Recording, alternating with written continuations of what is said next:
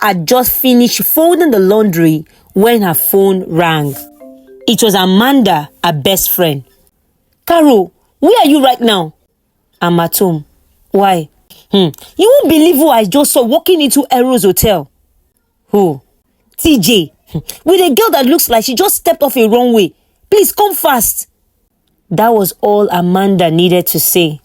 Carol's heart dropped. She didn't cry. She just sat still for a few seconds, staring at the floor. Her phone still pressed to her ear, even though Amanda had hung up. She picked up her car keys. This wasn't the first time. The first time TJ cheated, he bought her a car the very next day. The second time, he cried in her arms and bought her a designer bag she had once admired online. And now the third time, just weeks after giving her a ring and promising to change, here they were again. She drove to Ero's hotel quietly. When she got to the reception, the young lady at the front desk smiled and said politely, "Good afternoon, ma'am. Do you have an appointment?" Carol forced a smile, held up her left hand and said, "He's my fiancé. I'm just here to surprise him." "Oh, it's room 607. You're welcome." She thanked her, took the key card and walked toward the elevator. Nothing prepared her for what she saw. There he was, comfortable on the sofa, scrolling through his phone, shoes off. "TJ!" Carol said, her voice firm. He looked up, stunned. Babe, calm down. It's not what you think." He stuttered, standing up immediately. "It's the devil. I don't even know how she got here." The girl turned and rolled her eyes. "Are you mad? TJ, have we not been dating for over 3 months now? You're really standing here and lying like this?" Carol blinked slowly. She removed the ring from her finger, walked up to him and placed it on the table. "Don't call me again. This time I am done for good." She turned around and walked out of the room. She didn't look back.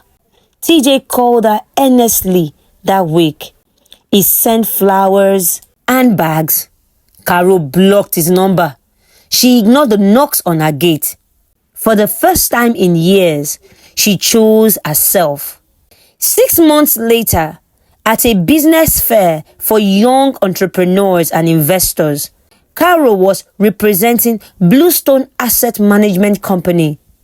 That's where she met Kelvin, a calm, soft-spoken man in his late 30s. He was into building construction and had come seeking funding for a new residential project. Someone at the event told him to speak with Bluestone.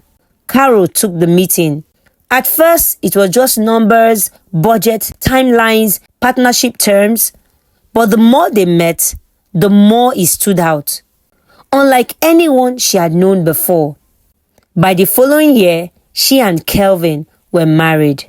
He was hands-on, thoughtful in ways that were rare. He prayed with her before bed, and in all things, he made her feel seen. One day, Carol was in her office reviewing some project summaries when her office line rang. It was her boss, Mr. Williams. "Carol, can you step into my office?" She stood up quickly and walked in. He gestured for her to sit. "Carol, I have a sensitive assignment for you. One of our top clients is requesting a private portfolio manager. He's a wealthy philanthropist, extremely wealthy, but he's currently going through cancer treatment, chemo. He says he wants to spend the rest of his life giving his wealth to the right causes, orphanages, churches, feeding programs, education." Carol nodded slowly. Mr. Williams continued. "He doesn't want attention, no press, no photo ops. He wants someone discreet, professional, and reliable. I recommended you." Her eyes widened. "Me?" "Yes, you are the best for this, Carol. I've seen how you work. You'll be leading the team." Carol took a deep breath. "I'm honored, sir. I'll give it my best." From that week, she got to work. Her team began reviewing the foundation list sent through the client's legal representative.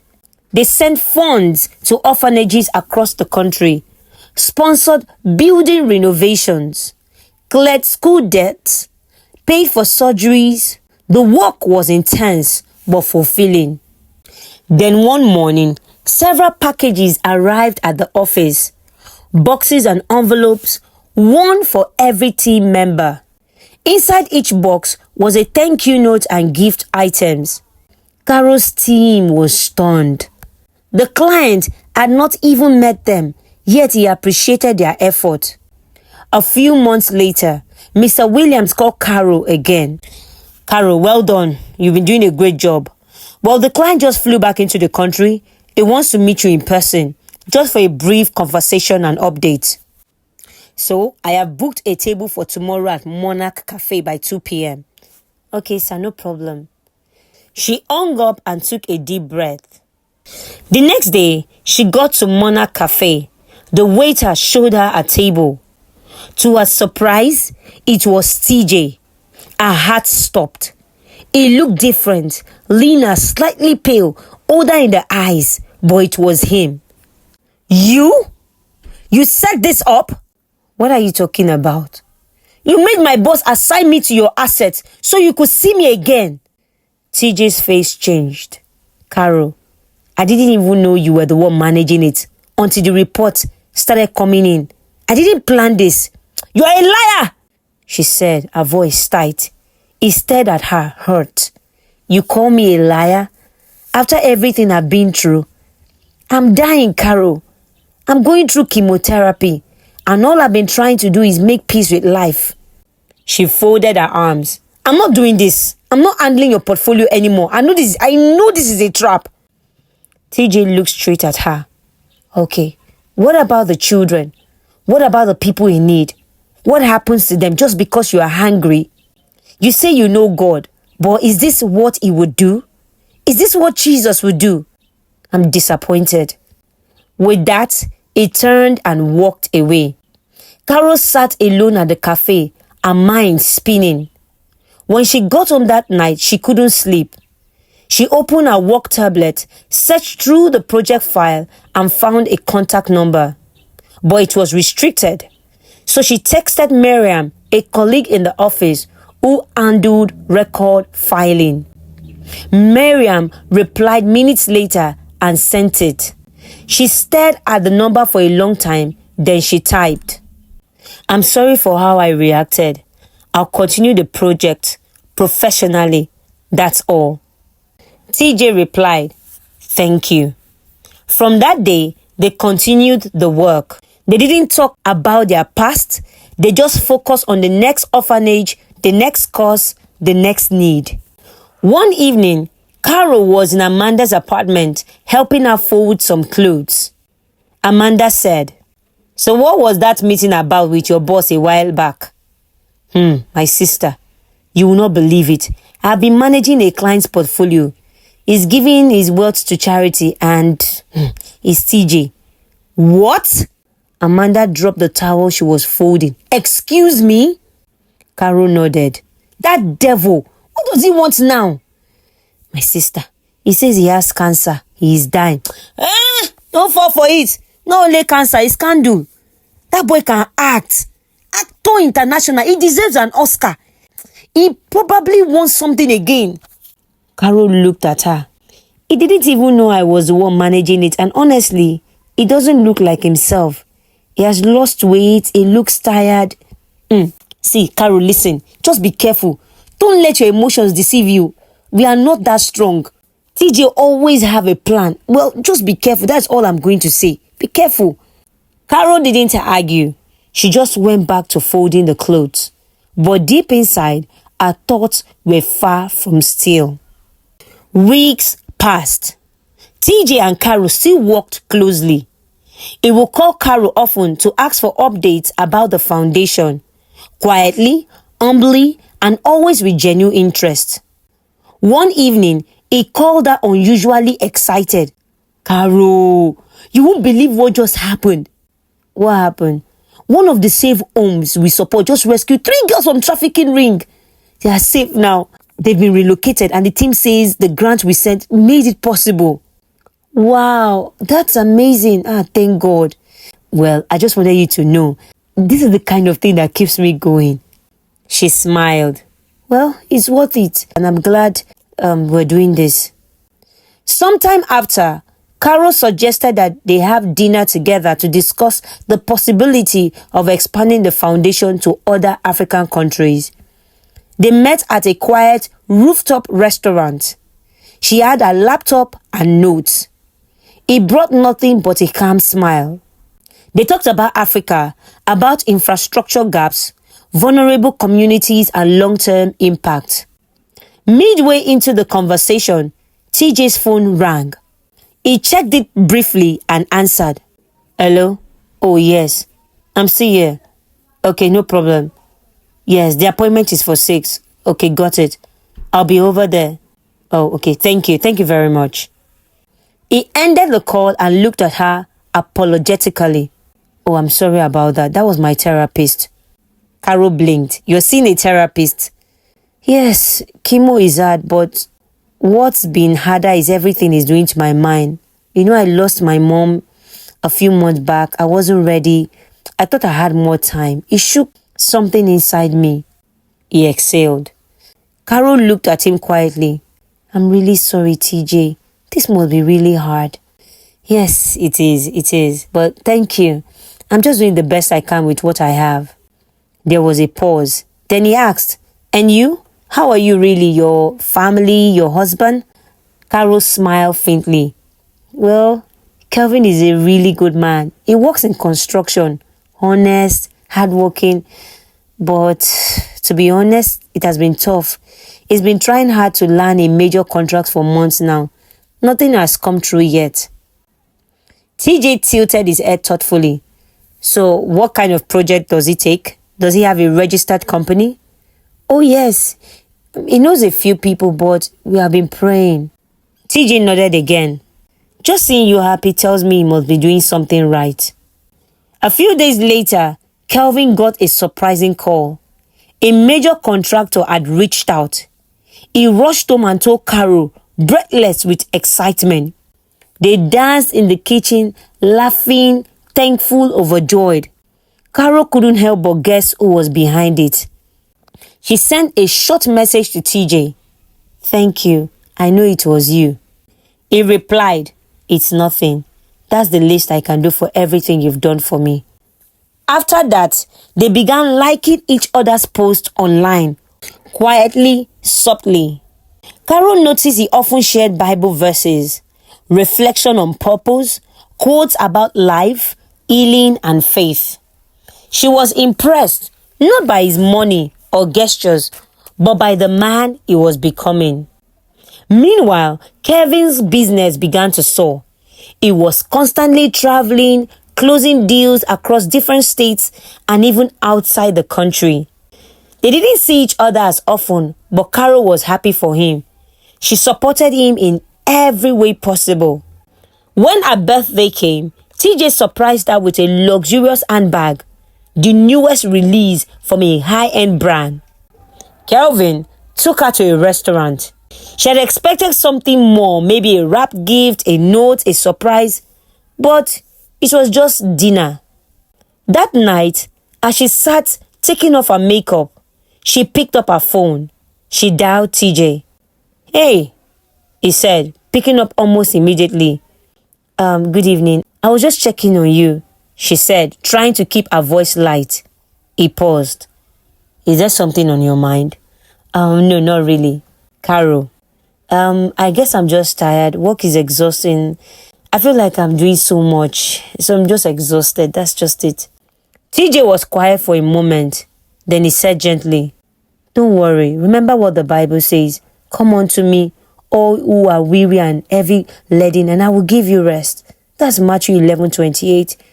You can always take your burdens to God. He loves you, okay? She didn't say anything, but the tears in her eyes said everything.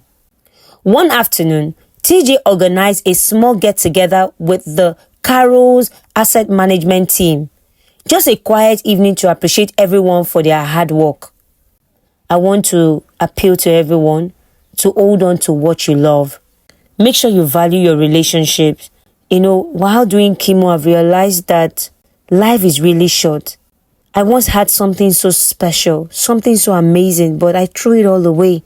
And now, with the little time I have left, I've started rethinking what life is really about.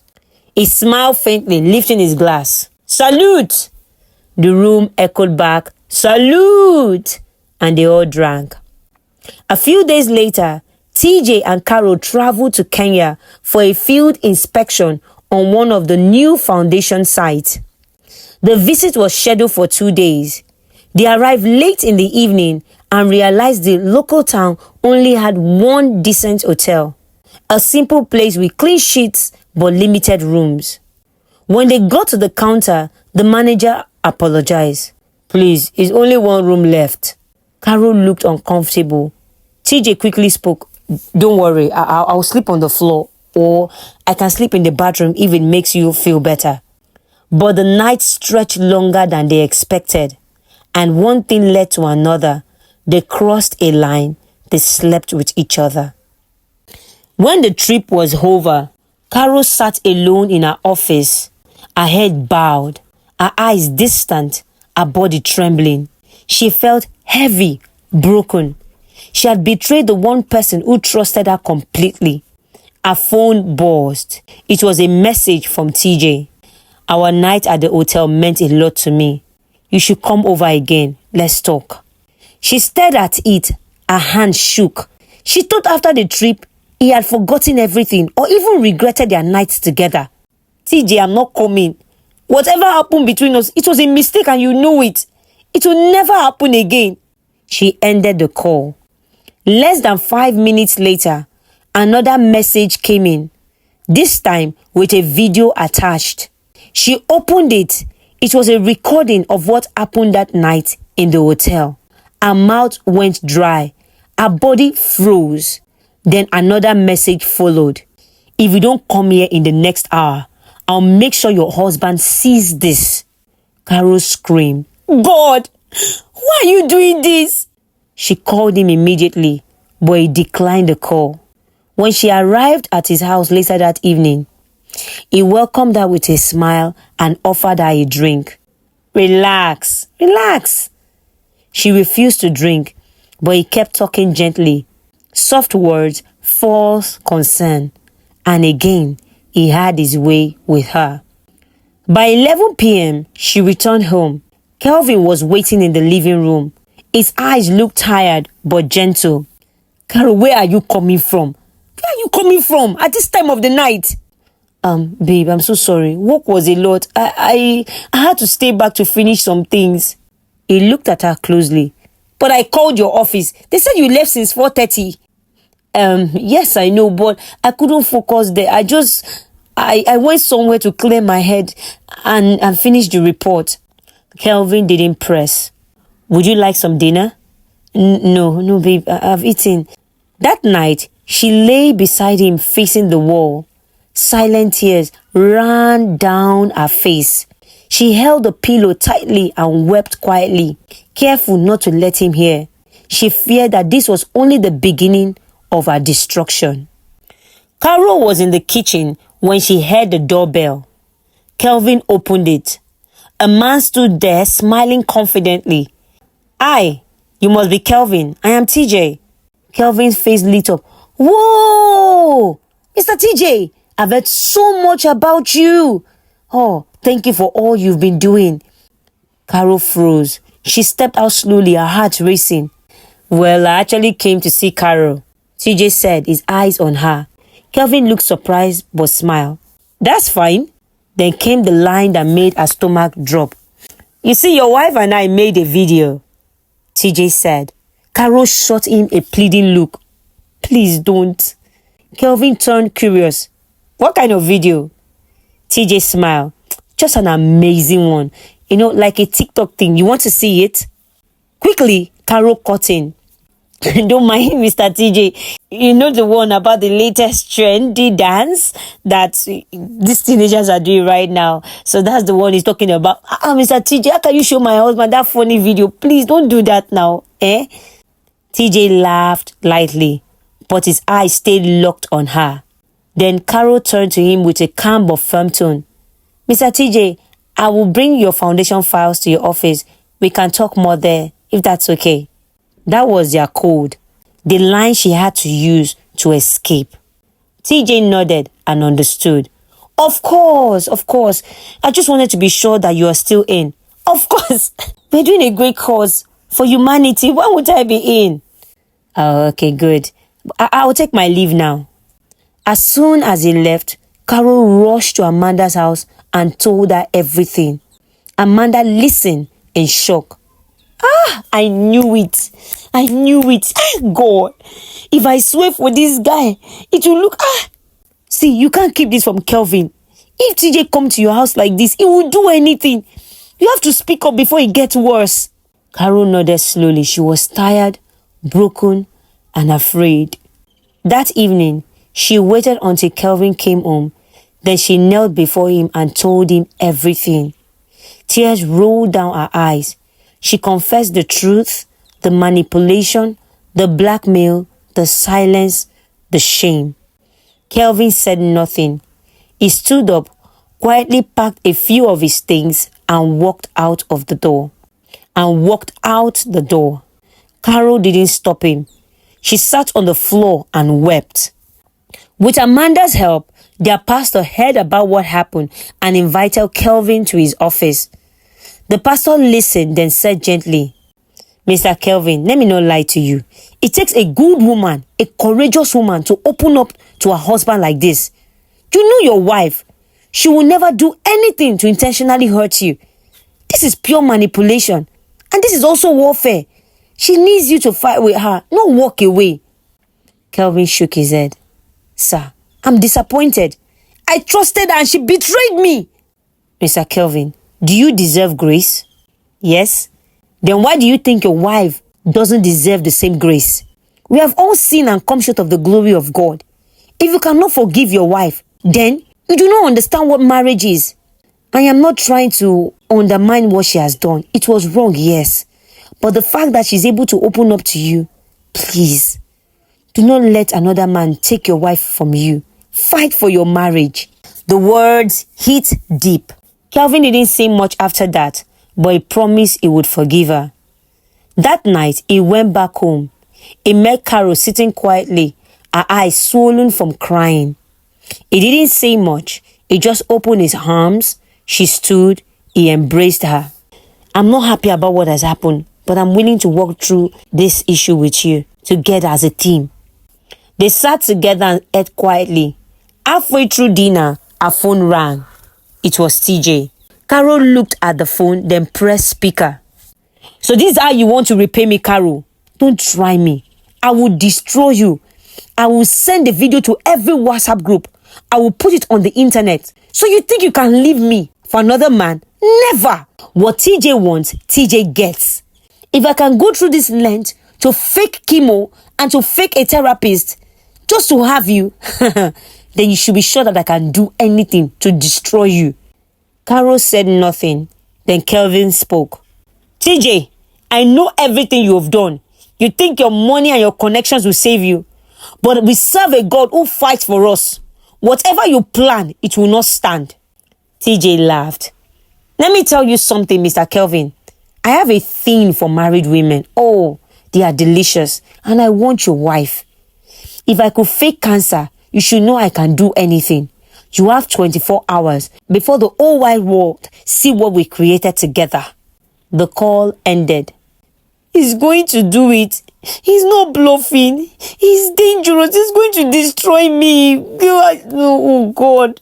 What kind of problem have I put myself like this? Please, let me just kill myself. Stop it. Your life is not shattered. God is with us. Remember, if God be for us, who can be against us? They held hands and began to pray. The next day, TJ's ex came to see him. They got into an argument and she shot him before she left.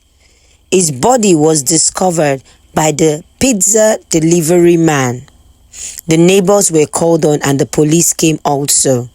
When Kelvin and Carol heard the news, they were shocked. Carol promised never to hide anything again from her husband.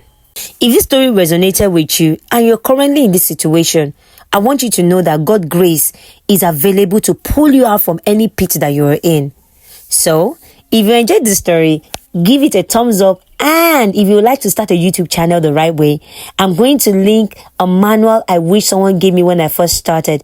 This manual is going to guide you through the process of starting YouTube the right way. Okay? I'll keep it in the pinned comment below. So, as usual, I'll see you in the next video. And don't forget to get your manual. Mwah! God bless you.